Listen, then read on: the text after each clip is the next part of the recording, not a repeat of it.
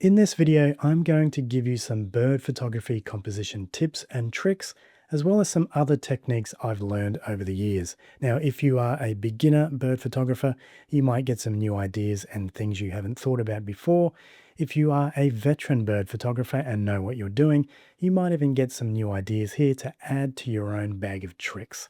But it never hurts to get another point of view. This is a long video, so why not grab a drink, sit back and relax, and let's get into it.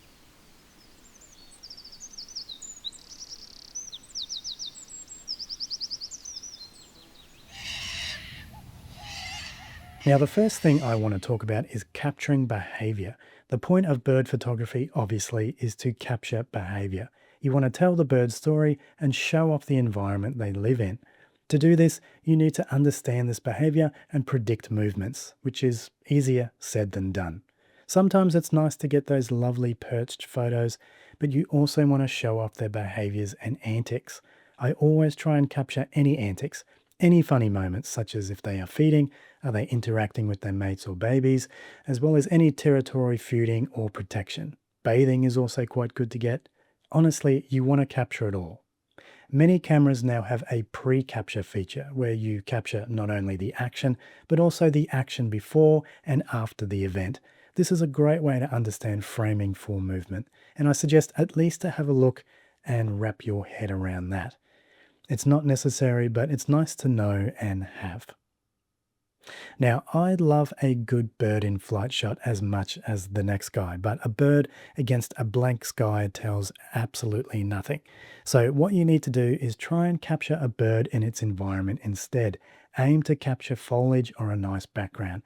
This makes for a lot more interesting images, and it really fleshes out their behavior, the environment they live in, and could tell a great story. Now let's talk about composition.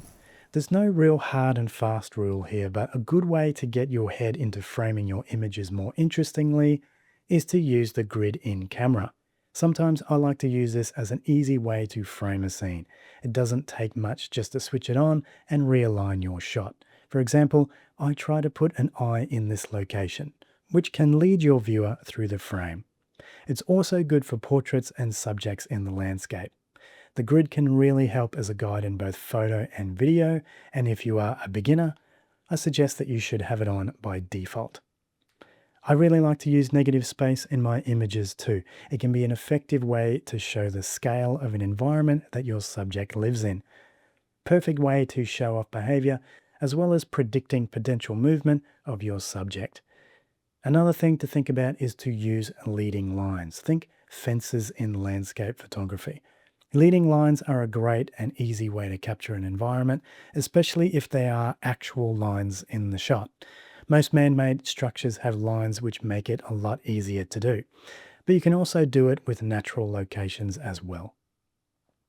Shooting close, shooting mid, and shooting small in frame are pretty much the main types of shots for bird photography.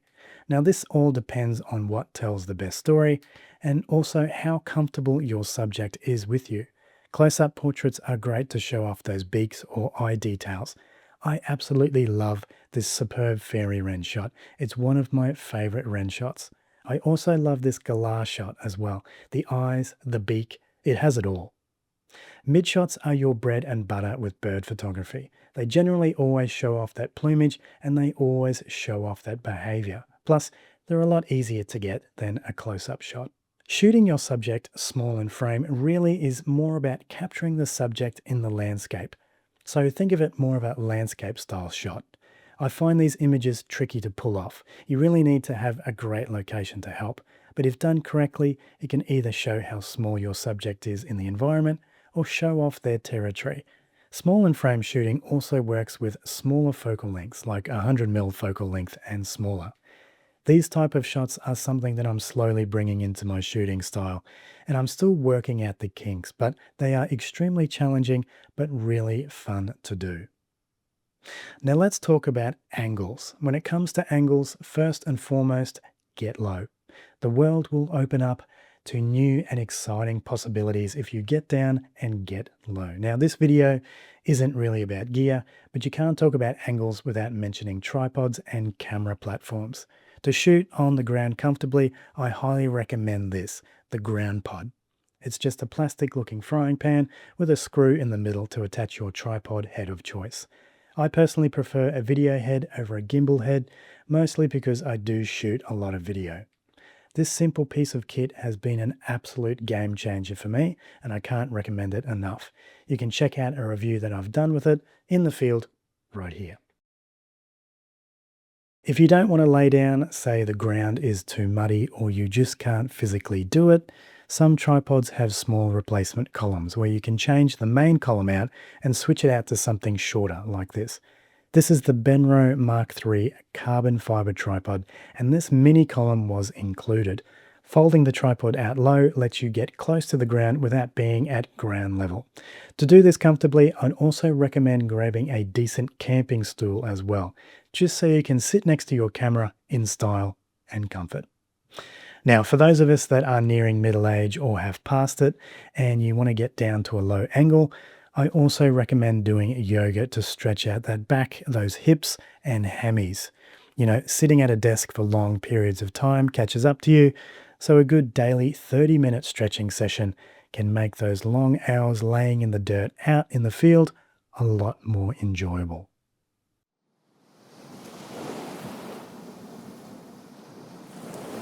Now, we can't talk about photography without mentioning light.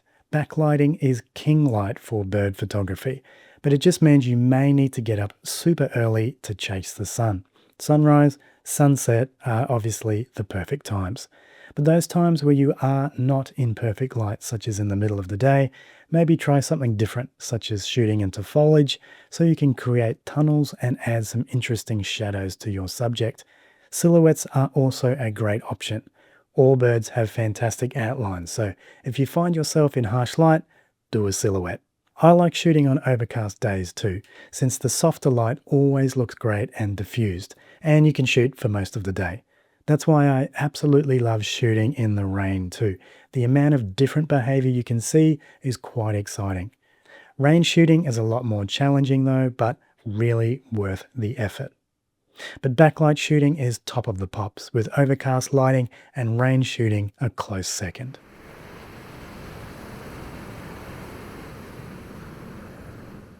Now you may just want to pop up to a new location and just start firing off some shots and get lucky, but doing the legwork beforehand can pay off.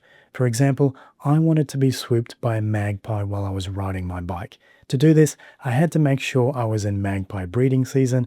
Then I had to check locations of aggressive magpies which I could ride to.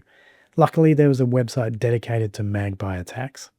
It then took a few scouting trips to see if there was any magpies in that spot. Then I went out and did the shoot and got the shot I wanted. Another example when shooting migrating shorebirds such as the eastern curlew, these birds feed by following the tide, so I had to understand when they arrived before high tide. It took me a few months to work out that 2.5 hours before high tide came in was when these birds arrived. So tying that into a sunrise, then to the tide times, I had to make sure that 2.5 hours before high tide, the sun would be just coming up and I would be there and ready as these birds arrived. For shorebird photography, knowing the tide times is half the battle. There's a few good apps to check out too. eBird is also a great resource for finding species in certain locations, but at the end of the day, you are still relying on people's observations. I wouldn't say it's gospel, but it can give you a great idea of when and where certain birds will be in an area. Decent photography locations obviously depend on your subject. In Australia, we have common birds that are quite easy to shoot, such as the ibis or magpie. But then the rare birds are a lot more challenging, which can be found in those out-of-reach places. So it depends on what you are after. Parks and gardens are nice and easy. Wetlands and rainforests are a lot more challenging, but a lot more rewarding. Also, know and understand your bird calls. An app that I highly recommend is Merlin Bird ID. It's a perfect way to learn all the different calls certain birds make and when they make them. Australian birds are pretty much made of sound, so it can be a lot easier to spot them or know they are near. A lot of our parrots like to announce their arrivals to a tree or nest, so you know exactly where and when they are just by sound alone. In your neck of the woods, bird calls may change with the season, so your summer birds may be different to your winter birds. Understanding their calls can help you understand their behaviors. And finally, a really important tip here is sometimes you don't always have to go out and shoot. Just getting to a spot and enjoying the sights and sounds without a camera never hurts anyone.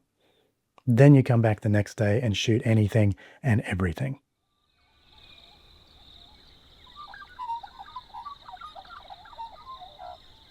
So there you go, some simple composition tips and tricks, as well as some easy techniques that might help you and your bird photography.